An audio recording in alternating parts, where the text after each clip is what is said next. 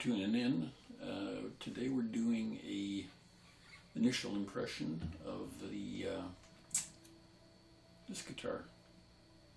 It's from Musician's Friend. It cost me 125 bucks. It is the Les Paul Special 1 P-90s. I'm pretty sure that's the official designation. I have another Epiphone Les Paul over there off camera. It's the SL model. That's single coils. This is single coils technically too. It's P-90s versus more traditional single coils. I'm thinking it's going to be a little bit bitier. I don't know. That's a really clean guitar. In the middle and neck positions, it's really, really nice, especially considering how much it cost. It needed the frets, the fret edges filed, and new strings when I got it. I have the skills to do that, so it took me about maybe 35 minutes to do the frets and the new string change, and I'm actually pretty happy with it. I paid just around 100 bucks for that one. This one was 125, still pretty amazing. So let's go through the guitar here. It is, like I said, two P-90s, which are single coils. It's supposedly somewhere between a real humbucker and a single coil, so we'll see. Wraparound bridge, master tone, master volume, three-way switch. You're gonna love this, all you Les Paul freaks. It's a bolt-on, so is the SL I was talking about before, which Les Paul people really kind of frown on. But look how nice that that neck plate is for a $125 guitar. Epiphone. Perfection is our performance, is our passion. Okay. Speaking of the bolt-on, the neck pocket is done very, very nicely. In fact, the whole finish on this thing is amazing for the price point. If it was a $299 guitar, I'd still be impressed.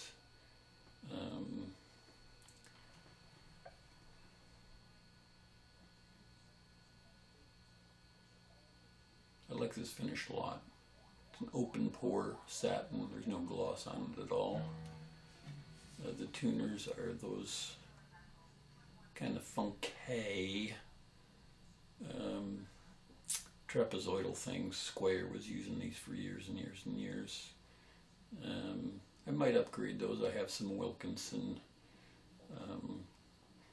tulip style things that would make this look a little more like a real Les Paul. And they do fit in here. I already checked. Don't have to do any drilling or anything, bushing mods. So. And I might also put a Wilkinson high mass bridge on there at some point. Both of those are pretty inexpensive mods. The bridge is, I think the last one I bought was 17 bucks. And the last set of those Wilkinson tuners I bought was 21. But overall, I mean, out of the box, this is playable. If you take it out of the box and stretch holy hell out of the strings and adjust your action, you could go to the gig with it later that night. I'm that confident in this. The action out of the box was a little high. I decked this low E side initially. That was a little too low, so I backed it up a little bit. And I lowered this high E side about 1.5 turns. Intonation is actually alright. The fretboard, I think it says on the Epi website that it's rosewood, but it's not. It might be rosewood sawdust with some resin in there, but it's definitely not a slab of rosewood. The SL I was talking about before is a poplar composite, which is poplar sawdust and resin. It looks like wood. It plays all right. It's just not beautiful. It's not a piece of craftsmanship, I wouldn't say. But considering the price points, these are actually both amazingly good guitars. I'll do a review on that one maybe another day. If you like this one, well, let me know.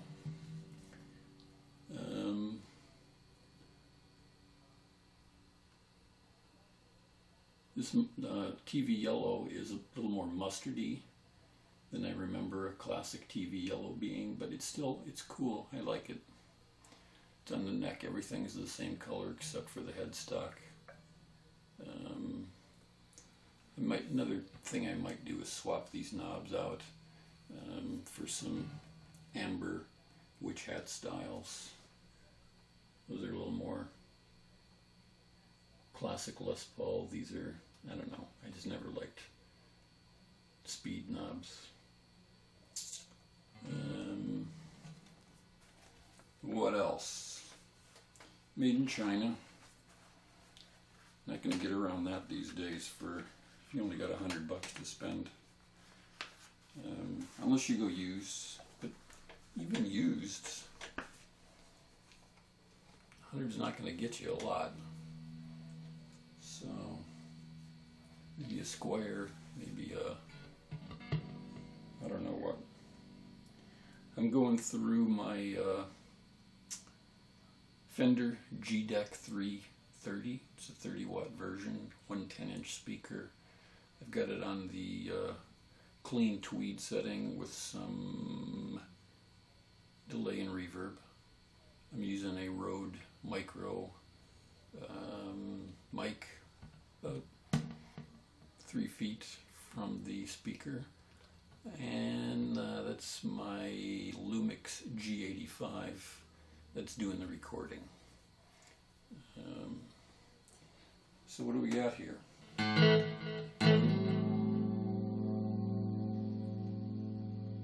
This is the neck pickup, by the way.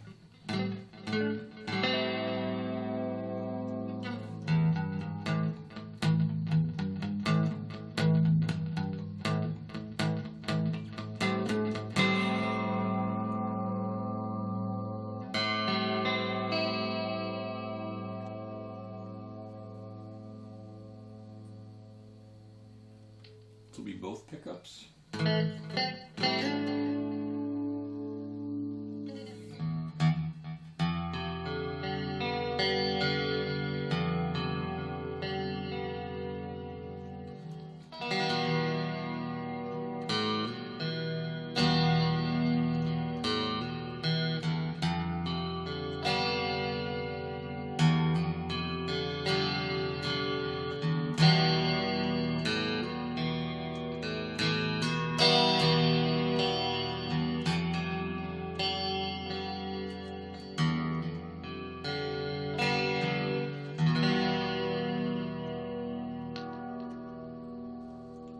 Bridge pickup, tone all the way up.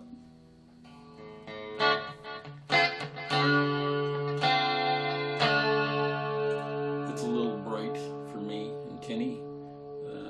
I do like it when I back the tone control down to about 6.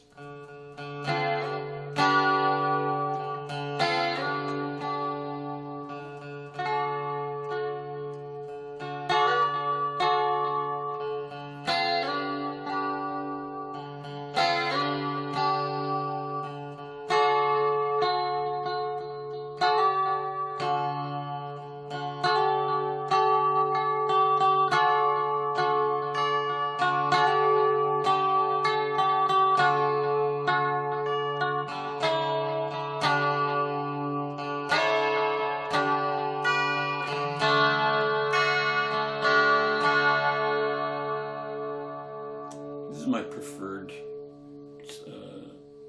positions. The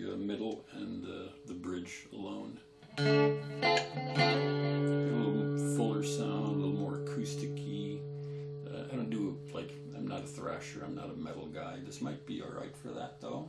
I don't know. Neck is actually a little bit of a D, a fat D. I used to have a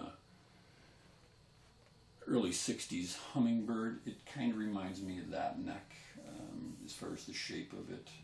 The hummingbird might have been a little deeper. As a matter of fact, the D might have been a little deeper, but this one's okay. I like it.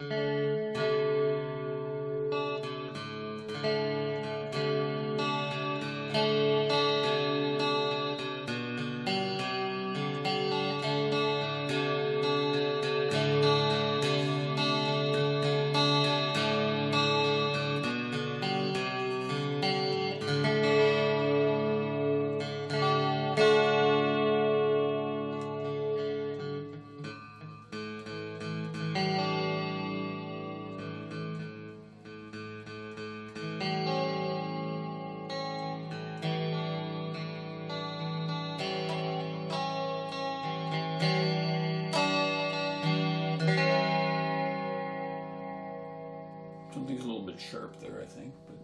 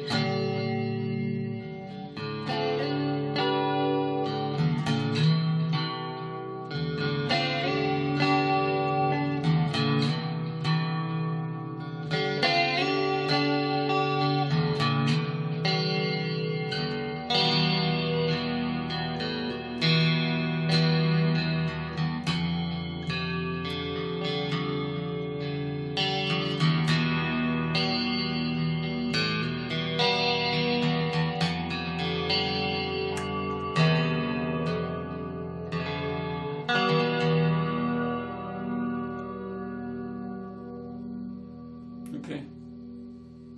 What else can I tell you? I need to practice. Feel free to tell me so. I just started playing again 2 months ago after a 20-year break, so my chord changes and dexterity's not great. I'll get there though. It'll come back to me. I like this amp a lot. I like this guitar a lot.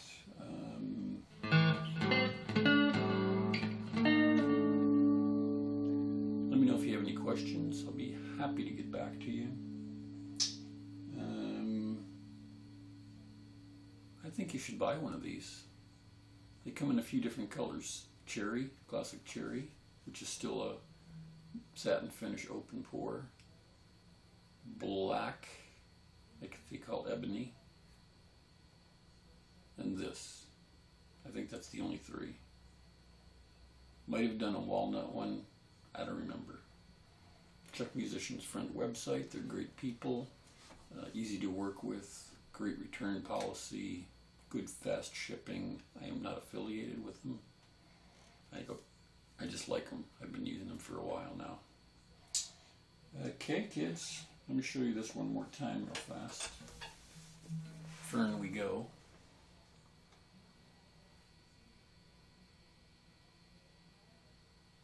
would say you could go gig with this right out of the box. Just stretch the strings out. Or maybe I was lucky and got one with new good strings on it.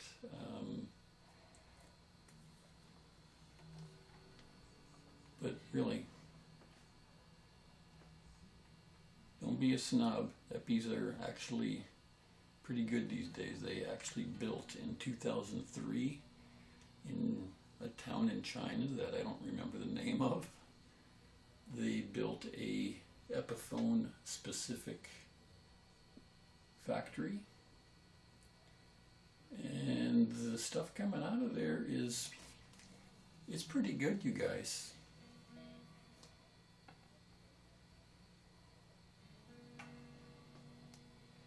Here you go. See ya.